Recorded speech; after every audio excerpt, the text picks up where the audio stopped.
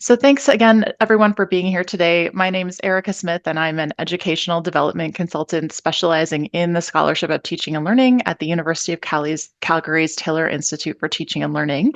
And I'm the co-organizer of the Brave Conversation series with Dr. Michelle Yeoh, who's the director of the Mokakiiks Center for Scholarship of Teaching and Learning at Mount Royal University, a place that I hold fondly in my heart. I recently transitioned from Mount Royal to University of Calgary, and it's wonderful to keep these connections going. In a commitment to the process of truth and reconciliation, we would like to begin today by recognizing that we're joining online from a number of places around the world. And as hosts of this session, Michelle and I are located on an ancient and storied place in the Treaty 7 region. This land is steeped in history and ceremony, and until recently was used and occupied exclusively by peoples indigenous to this place. And learning from my valued Indigenous colleagues and from First Nations and Métis peoples, I've become keenly aware of the importance of making land acknowledgements that ask us to think more deeply and that are personally authentic and meaningful. So I've chosen a photo here. It is winter here for those joining around the world where there's, sort of beautiful flowers starting to bloom and things. Not necessarily the case. We just had a big winter snowstorm. And admittedly, some of us find that a little more enjoyable than others. I tend to enjoy the snow. And so that I thought I'd share with you a photo that I took on a recent journey into Shadow Lake. And Shadow Lake is located near Lake Louise in the beautiful Rocky Mountains close to Calgary. And Mount Royal University and the University of Calgary are both located on Treaty 7. And I learned from the making of Treaty 7 Cultural Society that this is a territory that runs from the Sweetgrass Hills along the 49th parallel to the Rocky Mountains that border Alberta and British Columbia. And if this was summer, you would be able to see sort of clear turquoise waters of Lake Louise through the Rocky foothills. And then continuing down into the place we're coming from today at the confluence of the Bow and the Elbow Rivers. We're phoning in and logging in from Calgary, which is also known by the traditional Blackfoot name of Mohkinstsis. So we would like to acknowledge and pay tribute to the traditional territories of the peoples of Treaty 7, which include the Blackfoot Confederacy, comprised of the Siksika, the Piikani, the Kainai First Nations, the Tsuut'ina First Nation, and the Stoney Nakoda, including Chiniki, Bears Paw, and Goodstoney First Nations. And the city of Calgary is also home to the Métis Nation of Alberta, Districts 5 and 6.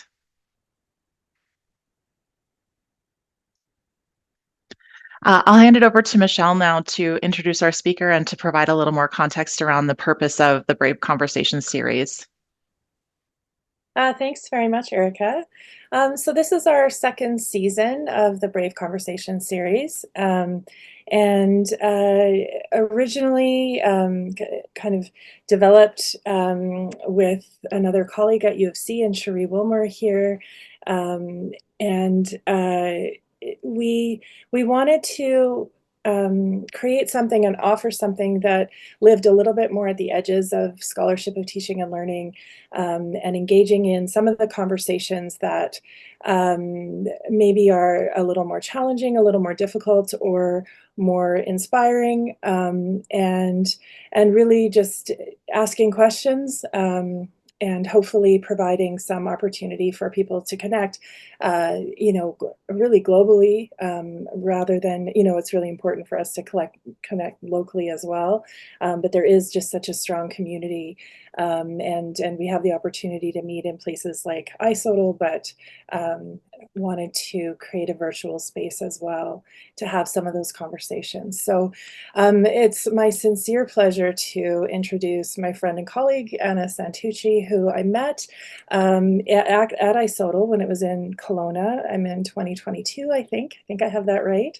And then Anna joined us at the BAMP Symposium, and we were able to connect there. And then Anna joined us in 2023 in Canmore for our symposium for SoTL and was our closing keynote. So I know some of you were probably there. And maybe back to hear more of Anna's wisdom. Dr. Anna Santucci is a senior lecturer, associate professor in the Center for Integration of Research, Teaching and Learning at the University College Cork in Ireland, where she directs the MA program in teaching and learning for higher education and co-leads UCC's contributions to teaching and learning efforts for the UNIC European University Alliance.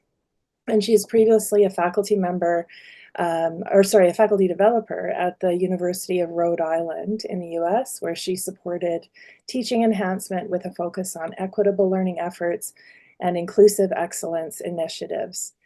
Anna's international and transdisciplinary work critically promotes interculturality, equity, and justice in higher education via co-creation, reflection, agency, and authentic partnerships.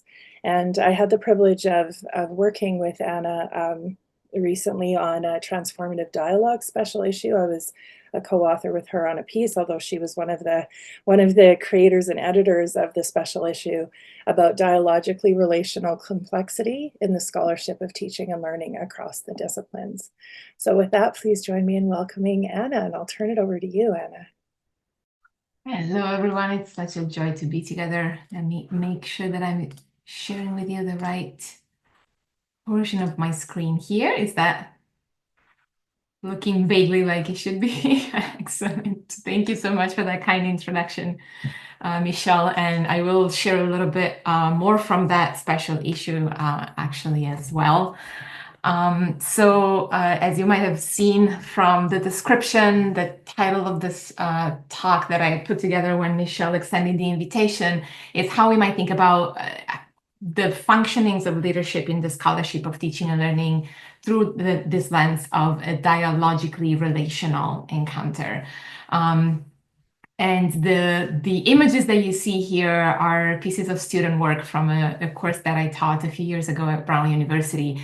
And it's just I really like to use them because it's a good reminder for me of how intrinsically these things we already know, right? That there's not much that we can say that is not already fundamentally part of us as humans. And when I asked my own students, how do we create inclusive learning environments, right? There are many things that are fundamentally part of who we are. So it's helpful to give some words, put some frameworks in place so we can have that conversation. But I really like to keep that reminder always with me of how authentic the responses of our students very often are, without necessarily a whole lot of frameworks around it and notions of metacognition and motivation, but what they were articulating indeed on these pieces of artwork was very much what we know to be true about how learning functions and operates. So from that description that I shared as an introduction to this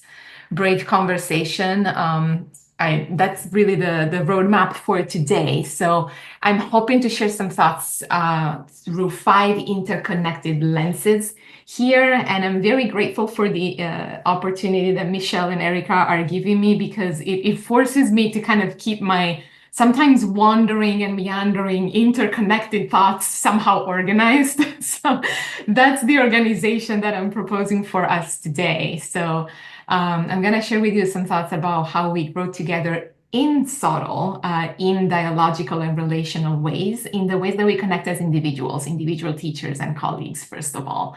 And then we'll think a little bit about how we grow together as SoTL, as we develop a field that values those notions of authentic relationships, dialogue, reciprocity, and trust. Then we might consider how we grow with SoTL itself, because as a field that is now what we would say probably 2 or 3 decades old, I truly believe it's a space that embraces that constant state of emergence. It wants to be fed forward. It wants to bring in diverse perspectives and identities in a way that is important to me. And if we think about how then we each lead for SoTL, this is very much about how we imagine possibilities and future evolutions, those visions of the possible, in how we move the field forward and how we move our institutions forward. So that's what point 5 kind of focuses on, this idea of how we each lead in our institutions, in our spheres of influence, in our contexts, through the scholarship of teaching and learning, and act reverberations that can make a difference. So that's the arc there, sort of moving from the individual level to thinking about what this means for our role in an international field of scholarship and practice, and then thinking about how that has an impact on our individual contexts in our institutions. So before I dive into each of those 5 areas, I want to share a couple more thoughts about my positionality and really pay attention to the land acknowledgement that was shared by Erica as well. To say with the words of Bahari Leek, I really believe in the importance of locating ourselves in terms of who we are and from where we speak. And it has been thanks to many colleagues in the spaces in the scholarship of teaching and learning, particularly in the Canadian context, that I've really been challenged to think deeply about who I am in terms of what are my relations, who are the places and experiences and people that shape me, what wisdom I draw on, what is my purpose. So these are questions adapted from a contribution by Josh Hill, about which I'll share a bit more in a second. So I was indeed in Canada a few years ago when I had the opportunity to think about this more deeply, thanks to Josh and other colleagues at the Mount Royal Symposium.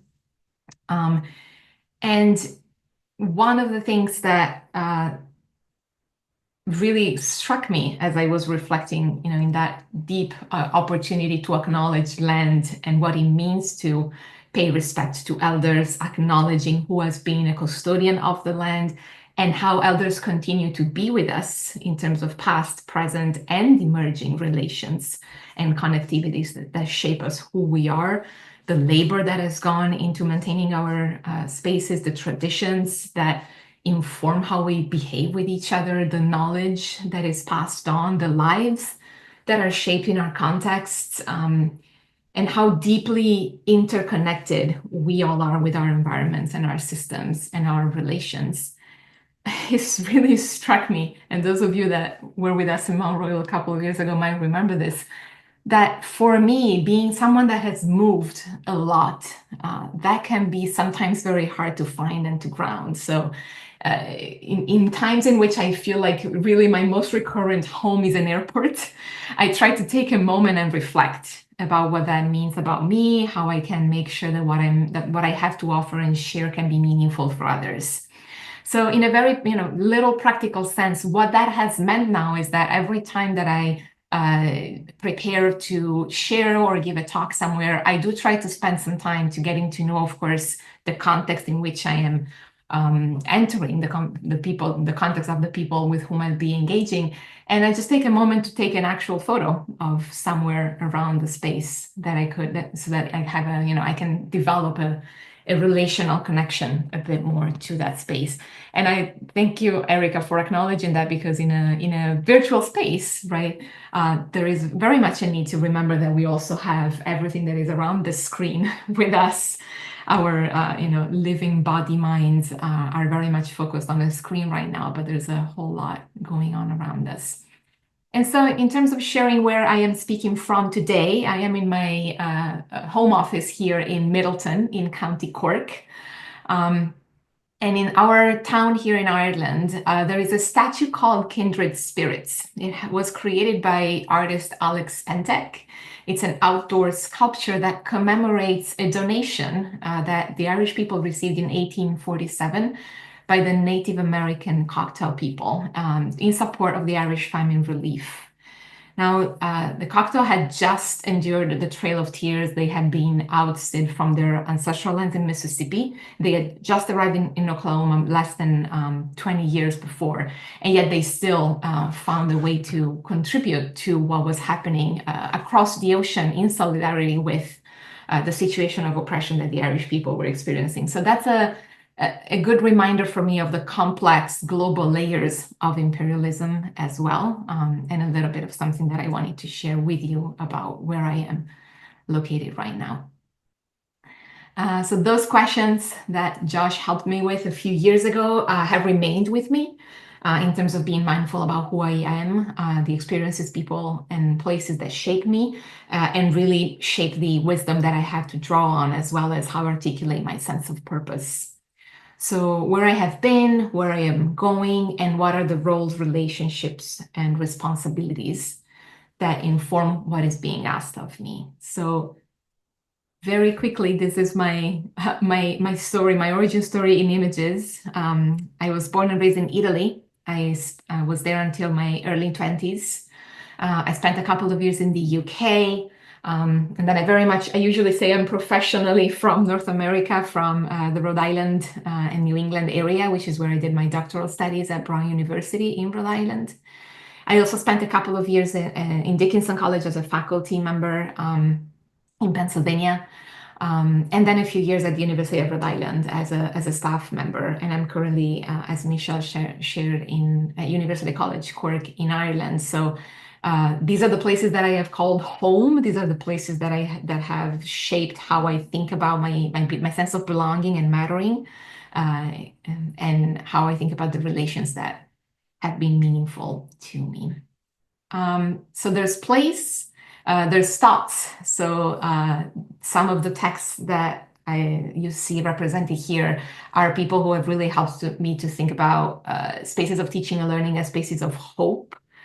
Spaces in which we dare to imagine that things might look different tomorrow, and we practically rehearse that in our classroom on a daily basis. So for me, that has meant finding a sense of belonging also in a field that we usually define as academic development or educational development, spaces, professionals, units that really think about how to foster more just spaces for both our teachers and our learners through the work of the Scholarship of Teaching and Learning. So there's what we read and how we grow that way, but there are also all the people that shape the world around us. So for me, that has very much meant finding professional communities in associations such as the POD Network in the United States, the International Society for the Scholarship of Teaching and Learning, and the International Consortium for Educational Development. So to our 5 points there, and why relationships matter, like the ones represented in this photo for my journey. So first of all, if we think about how we grow in dialogical and relational ways in the Scholarship of Teaching and Learning, I think about how we foster each other's development as individual colleagues and as individual teachers. So going back to what Lee Shulman shared with us, this idea of opening up teaching as community property means really finding community with a sense of purpose. So rather than closing our classrooms, in which we're very much experiencing solitude, thinking about how our life as scholars means being active members of communities that sharing conversation, think about how to improve each other and push each other's boundaries forward. So the way, of course, that we embrace teaching in the space of SoTL removes that pedagogical solitude and thinks about how we can move forward as a community when we think about our classroom as well. So a recent example that I think captures this very well is Nancy's contribution to the special issue that we mentioned, in which we asked her to reflect about how scholars of teaching and learning engage in peer review processes. So the result is a very it's a letter. It's written in the form of a letter of how a SoTL peer reviewer approaches the relationship with the author that they are engaging, whose work they are engaging. So there's this piece that really speaks to me because it's about recognizing, respecting, and learning from differences. So in the Scholarship of Teaching and Learning, we very often engage with interdisciplinary work.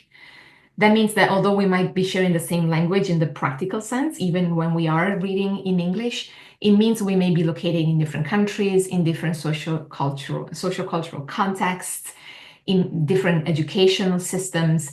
All of that complexity in diversity means we encounter each other's work and practice as an outsider. So recognizing that means not only navigating those differences, but actually respecting and learning from those differences, valuing them as a significant source of strength.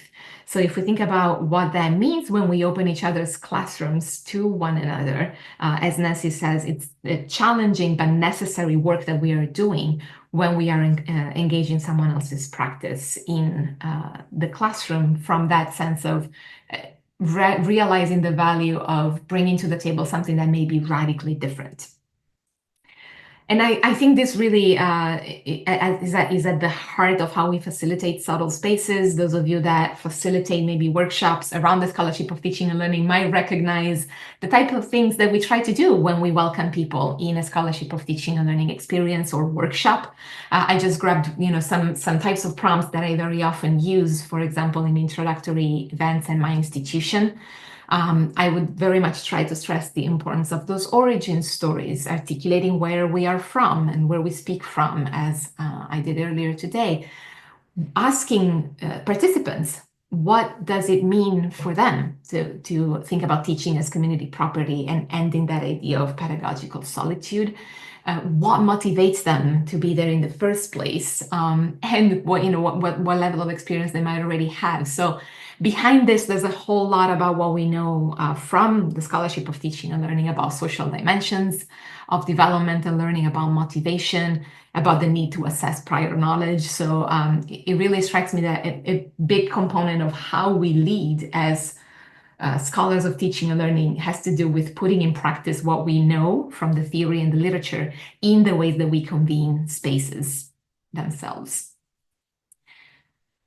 So as we do this with each other at the fundamentally individual, interpersonal level, we're also developing more and more a field that collectively values those authentic relationships, the importance to engage in dialogue and reciprocal peer mentoring, so that we may think about building spaces that are built on trust.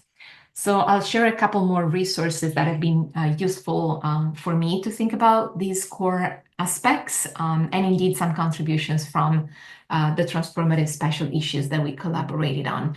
So Sarah and Susanna's contribution to the special issue outlines this idea of what a ceremony of a subtle welcome looks like. And they share from their personal narrative of feeling welcomed in the space of the scholarship of teaching and learning, and then zoom in on the conference in particular, the iSubtle conference, as a case study of this sort of a ceremony. So the themes and characteristics that they share with us have to do with this idea of relentless welcoming, feeling invited, the importance of the invitation to engage in mutual inquiry, which indeed is very much present in our conferences, right? The open door of the invitation, providing developmental support and encouragement. So again, that bridge from the individual level to how the field made of people that behave this way has now been growing as very much a relational, welcoming space. So of course, there's a lot of wonderful colleagues that have helped us think about the importance of relationships in the context of our institutions. The work of Roxanne Martensen in particular articulates this idea of significant networks. These are the trusted, smaller, relatively informal communities with whom we get to have meaningful conversations, first at the backstage, and so that we can rehearse and feel more comfortable to take action front stage. So in situating our work in that context, another contribution in the special issue thinks about this notion of relational hospitality. So when we were really trying to ask ourselves, what are the characteristics of these subtle focused relationships? And in that piece about relational hospitality, we articulated three main components that have to do with acts of giving, spaces of vulnerability and trust, and an ethos of service. So if we are truly going to engage, to open up to another in a state of not knowing or knowing differently, it's necessary in order to create a relationship in which possibilities can be explored, to really take a leap of faith, right? That we will be met by that other person in that same fashion. So acts of trust in terms of the fact that we will engage the other with the offer to build together, trusting that they will not hurt us. So that's where the space of vulnerability means that it's a necessary step that we are intentionally taking to open ourselves up to others in a space of vulnerability. So in terms of those three areas that we identified we were really interested in how disruptive this can feel in higher education spaces in our universities. So Bahari, Lik, and Moku talk about these disruptive actions conducted with an imperative of love and care. So if we think about that, and the work of Simon and Pleshkova helped me articulate what do we actually mean by trust, right? If trust is the willingness to accept vulnerability to another person because we have positive expectations regarding their intentions and their behaviors, well, then what we're talking about is quite radical, because we are talking about opening those positive expectations to potentially anyone, right? In a boundlessness way. And that can be very scary, right? It can be very complicated to navigate in our daily relationships. So enacting love and care in this potentially limitless nature, then of course we need to protect ourselves, right? Things might happen that make us readjust and reevaluate expectations that we have towards another. But starting from a place of choosing to trust and assume the other's best intentions to build together is what we felt is one of the transformative components of these relationships that we try to foster in the scholarship of teaching and learning.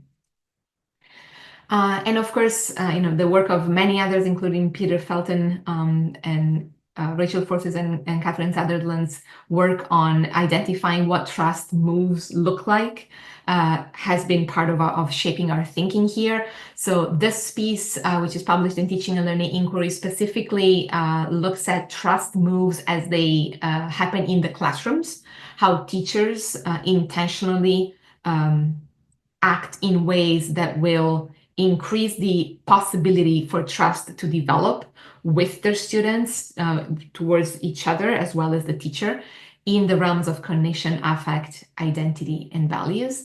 And I am thrilled to share, I think it had just come out just a few days ago, the beginning of March, the newest issue in the International Journal for Academic Development is a special issue focused on how we build trust in and through academic development. So this has been in the makings for quite a while, of course, as it would be the case with the time that it has gone from the initial call for the trust to be for this special issue on trust to be put together. So this is fresh off the press, and I'm sure many of us are looking forward to digging into the details of how we think about this as academic developers as well. So from that notion of relational hospitality, one of the things that really came out for us in the space of the ethos of service was around listening and actually having time to engage in conversations in a world, in institutions that very often move at a very fast pace and ask us to be productive and move to the next and the next. So I am incredibly grateful to have been able to engage with slowing down and looking at what it is that we do in a dialogical encounter in the Scholarship of Teaching and Learning. Thanks to Michelle and Ardruna's participation in my invitation to a conversation around this. So this probably many of us resonate with the importance that meetings, conversations, dialogues, whether serendipitous or organized, these moments of connection in a space in which we are going to make meaning together without necessarily having predetermined the outcomes of what that conversation will be, have been, in my experience, particularly meaningful in how I've seen myself and others grow as Scholarship of Teaching and Learning leaders. So that piece was born out of one of these unexpectedly generative exchanges. And hopefully what we were trying to do was shining some light on what it is specifically about the dialogical nature of that encounter that makes it meaningful, or that it made it meaningful for us. So we take a hermeneutic perspective in thinking about how we make meaning together, so that when two people that are engaging in a conversation come together, they are creating something that is effectively more than the sum of the individual parts, and they are going somewhere that was not possible or expected before the moment of the encounter itself. We also took a look at how the scholarship of teaching and learning as a field that is very much focused on implications for practice very often has an immediacy, a desire for the scholarly work that is happening to have an immediate application in the classroom, which can be very liberatory compared to spaces that are maybe more preoccupied with the specificity of academic language. So of course we also publish in our field and we want to be intelligible in that way.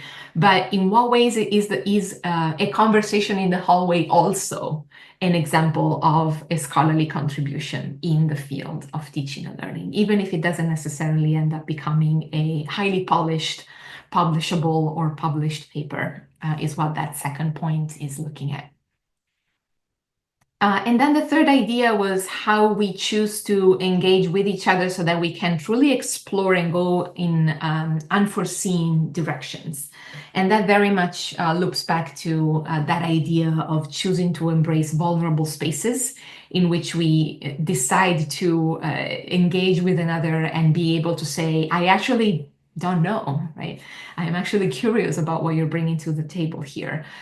So choosing to share in curiosity with another rather than choosing to preserve necessarily a sense of expertise or predetermined outcomes of where that conversation might go. So that brings us to this idea of a field itself that possibly, potentially, I really think it does embrace that constant state of emergence. If we yearn to be fed forward by diverse perspectives, what does that mean for a field that has, from the beginning, I think, very intentionally desired to not be easily defined or captured or confined within specific disciplinary boundaries? Because that's why I very much think about SoTL as a field and not a discipline, because it is a space in which disciplines come together from across. So another contribution to the special issue takes a generational lens to mapping out how scholars of teaching and learning have possibly evolved as a community throughout the few decades that we now have as a field. And what we posit in that piece is that we possibly might have an initial generation of SoTL scholars, which were in some ways the founders of the field, the inaugural cohort, very often looking back at our Carnegie foundations, Carnegie scholars and fellows, and how that inaugural cohort really put in motion a movement. Everybody came from their own academic discipline first and forged together this field that we now call the scholarship of teaching and learning. And there was very much a need for to argue for the recognition and the reward of that space, right? That it would become acknowledged and recognized as a valuable space of scholarship and practice, which of course then eventually led to the foundation of a professional organization and the conference itself. Then when we think about the people that have likely learned from those original scholars, we tend to see, again, people that mostly have come already from their own disciplinary context and have moved forward that initial mission, that initial movement. But they may very well have encountered that a bit earlier, right, in terms of age and career trajectory than the original scholars. And they have been very intentionally, right, growing the field through the invitational approaches that we are describing. Where we found going next, based on the interviews and conversations that we had with several other scholars as well as the authors themselves, is that we might now be seeing an emergent new generation of SoTL scholars. So the more we have students as partners, graduate students, as well as undergraduate students that are encountering teaching and learning spaces, centers for teaching and learning, actual possibilities in terms of career trajectories in teaching and learning spaces that exist to a higher degree than they used in the past. The pathways into the field are now more varied. And some of these scholars might be recognizing SoTL, the Scholarship of Teaching and Learning, as their first quote-unquote academic language or academic community of belonging. So one of the things that we noticed in the reflections of these colleagues, and I tend to identify with this possible generational space. I encountered the Scholarship of Teaching and Learning when I was in graduate school working on my PhD, and I felt like I had found my language, right? I had never felt that sense of academic belonging in my individual disciplines, in the arts and humanities, in the same way that I felt when I found a space that brought together educational practice, not necessarily educational research, with an ethos that could be influenced by my disciplinary languages in that way. These younger generations seem to operate in constellations of mentoring that are very bidirectional, very intergenerational, have a heightened ease and habituation to highly collaborative spaces. So these were some of the characteristics that we noticed as potentially our field grows into, and we keep going in the space of growing together with SoTL as a dialogically relational field. Now, what does this mean for our institutions as we grow as scholars ourselves and we find spaces to lead through the Scholarship of Teaching and Learning? We are having reverberations that are really transforming our institutions and our education ecosystems. So to say it with wonderful Catherine Sutherland, who has authored a beautiful poem that is published in TLI, the references on the final slides. It's a poem that asks us to think about the importance of language that we use when we talk about impact. And the acronym of the poem spells out evidence. And one of the provocations that she very powerfully shares in the poem is this idea that impact is quite a violent word. So in what other ways might we think about the enhancement, the difference that we make? So the D, which is the second to last point in the acronym, the D is for difference. How might we think about making a difference as a different way of talking about impact? So I find that very helpful because as a non-native speaker of English, maybe that's why I'm very often drawn to frameworks or people that help me think about what language does and how we can do that differently. So thinking about how SoTL has been making a difference, it was very much the case that the latest conference of iSoTL was looking at the 20 years that we now have existed as an international society. So I thought it might be helpful to, have a few remarks based on that. And I should say, this is not in any way a systematic review of the abstracts or anything like that, but it's very much themes that stood out to me in the experience of the conference last year, and that are drawing and connecting to some of the insights that I've been sharing with you today. So the Scholarship of Teaching and Learning, indeed, I think we can say has been making a difference in institutional cultures, in the way that teaching and learning is positioned and valued, and in the structures that go along with that. As a field, right, we now have a sense of awareness of who we are and what relationship we have with the disciplines, right? We keep asking those questions. We're building a repository of theories, and we are starting to question in very important ways what it means to be a professional in the space of teaching and learning. So I've shared a couple of screenshots here from sessions that really helped me think about this at the latest conference.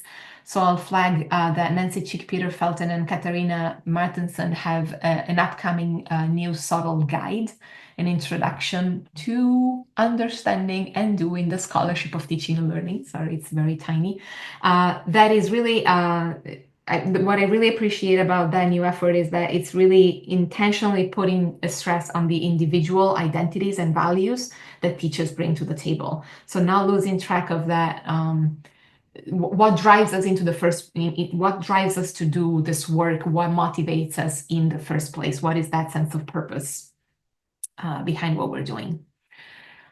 And And again, relationships, right? So that very dialogical, relational way of making a difference in our institutions. More and more, we're seeing students as partners, programs and initiatives, newer frameworks that look at mentoring constellations. So rather than a one-to-one relationship with a mentor, for example, Kathy Takayama had shared a lovely contribution about reframing international mentorship, moving from hegemonic narratives to centering agency and well-being. And another theme of importance that stood out to me, which is something that we keep engaging with as an organization, is how SoTL is and remains and is moving forward as an international space. So for those of you who were not able to be there, I just thought I would highlight that we had a closing keynote in Spanish, which was a very interesting experience from our colleagues in Latin America, who are now about to host their third Congress, their third conference of Latin SoTL in 2025. And so just a few more examples from what was shared in terms of making a difference at the institutional level. I would very much draw your attention to a pre-conference workshop that was offered by Sarah Brunel, Peter Felton, Paul Hansted, Kelsey Metzger, and Jake Wright about exploring the boundaries of those visions of the possible in our institutions. So the materials are available there. They really helped us think about these 4 areas and, importantly, the intersections among these 4 areas, how we are articulating vision for the scholarship of teaching and learning in our institutions, what moves we're making in terms of changing the culture of the institutions, how that culture change needs to think about the structures and reward systems, and how those structures and reward systems, of course, influence the practice of educators and administrators within the university or the institution itself. So I really encourage you to think about those 4 overlapping spaces. And beyond our institutions, right, as we create spaces in which reverberations of dialogue and relationships are making a difference, I'm very grateful to Jessica and Brett to help me think about what does this mean for building our capacity in ways that are centered and informed by principles of love and hope. So these were the questions that we engaged with in that panel about ecosystems, fostered through the Scholarship of Teaching and Learning. We asked questions about the structures that we work in, how a vision for higher education that is centered on ecosystems of love and hope helps reinforce the critical importance of social justice and equity in our institutions, in our centers, in our classrooms, in what ways we build relational spaces that center care, authentic and equitable relationships with our colleagues, with our community members, with our students. And I think we all have many examples of this in our daily reality. What does that mean for our research? How do we engage as curious wanderers in meaning making in ways that center and manifest these values in a concrete and practical way? And how does this help us actually imagine, envision possibilities for what is not there yet? Now more than ever, how do we foster that collective capacity for centering transformation and growth for everyone's thriving? And I think particularly in times of political turmoil and dissonance, keeping that sense of not being alone in doing this work and having vision and opportunities to engage in dialogue and relationships with others that share our sense of purpose in the Scholarship of Teaching and Learning is particularly important and has been very meaningful for me. So that means that we each are engaging on a daily basis in leading for SoTL, in moving SoTL forward, in growing it as a field of possibilities and future evolutions. And that's, for the final few minutes here leading me to our questions and answers today, which I very much look forward to. So as you've seen, most of the pieces that I've shared with you today come from what became eventually a special issue in Transformative Dialogues on the dialogically relational complexity of the Scholarship of Teaching and Learning as a potentially transdisciplinary field But that's not how it started, right? And none of us woke up one morning and said, we are now going to lead SoTL and create this special issue. There's always a next step. There's always a next insight. There's always a conversation with someone somewhere that might have a kernel of an insight that becomes a new idea that will push the field forward in important ways. So this is just a snippet about how I am currently thinking about it, and I'm really curious to hear, what it triggers for you, what resonated or not, and what questions you might have. Just as a summary, there again, I'm very curious about what relationships and dialogue mean for us in all three of these levels: at the individual level, as a field that we all belong to as scholars of teaching and learning, and in the ways that we lead in our institutions, in our systems, in our spheres of influence. So I'll just offer one final possible mapping of some of this, which is how the piece in the special issue that is called Meaning and Manifesto, which I co-wrote with Laura Cruz and my co-editor of the special issue, Sarah. We're trying to think about what it is that might make SoTL a potentially transdisciplinary space. And in looking for that, we thought about SoTL through three different lenses.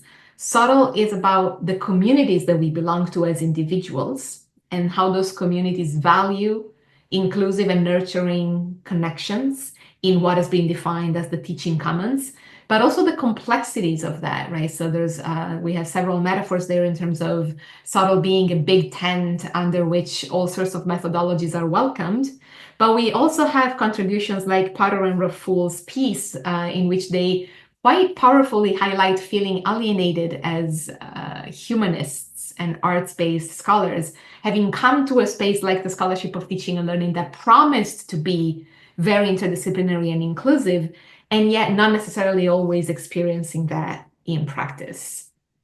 So if we think about the field itself, then SoTL is, of course, a body of scholarship that is inhabited by these very epistemologically diverse populations. So how do we cope with that, and how do we make sense of each other and what we have to share? I do think there's something particularly valuable there in the differences that we bring to the table, because they force us to be very explicit in the way that we communicate with each other, which is a very interculturally relevant skill to have, to be able to articulate the perspective that we bring to the table in a very heterodox, very epistemologically diverse field.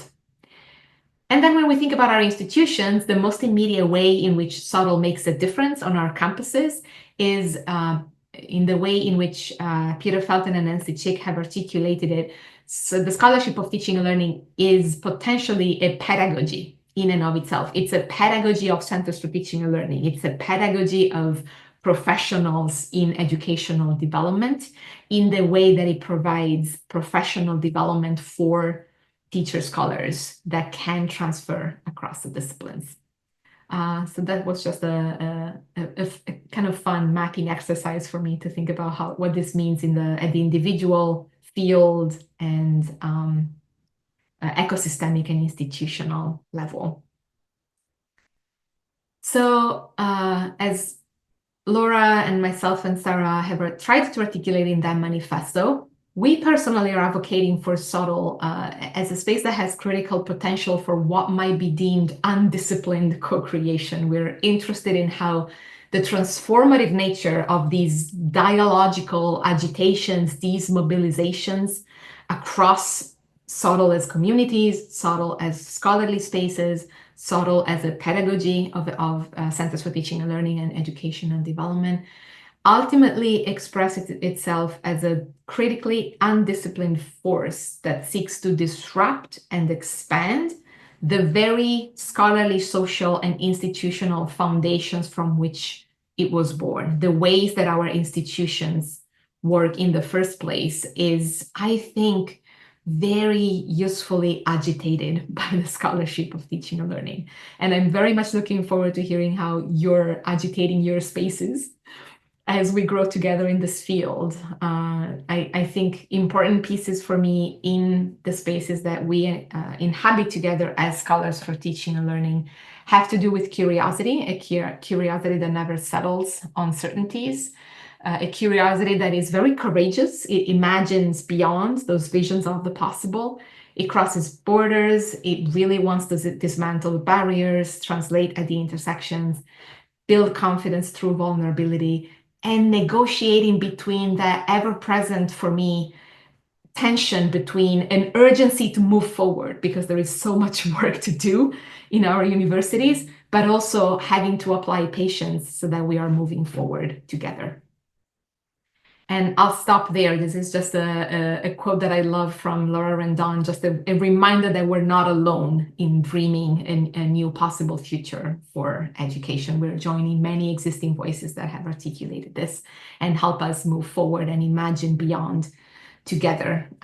So this is my wish for all of us to joyfully explore the journey that we're co-creating and discover it as we perform it into existence. So looking forward to imagining together in our Q&A. And of course, that is informed by who you are and what you bring to the table. So just looping back to Josh's wonderful questions. Who are you? What are the experiences, people, and places that shape you? What wisdom do you draw on? And what is your purpose? Thanks. Wonderful. Thank you so much, Anna, for all of those rich ideas. I have questions, but just want to throw it open to the group. If anyone wants to unmute themselves and ask a question or put something in the chat, just welcome you to go for it. And I actually don't know, are we still recording, or I don't know if you wanted to also record the conversation or stop it? I'll put the link to the I can stop it before the conversation for sure. Or I can edit it out later if we would like. So why don't I stop the recording just so people do feel comfortable people prefer. I know personally when the recording light is on, I always feel different. Yeah, no problem. All right, well, we will pause and end the recording here.